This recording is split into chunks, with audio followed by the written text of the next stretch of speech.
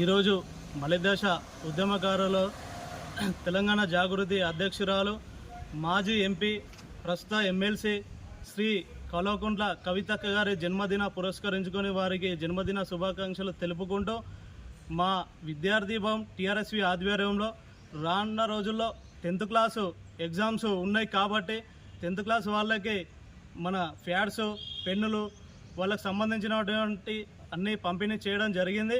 మా BRS party పేదవాళ్ళ కోసం ఇలాంటివి ఎన్నో చేస్తామని చెప్పేసి చెప్తూ మలిదశ ఉద్యమం టైంలో కవితక్క ఎన్నో అనేకమైన పోరాటాలు చేయడం జరిగింది.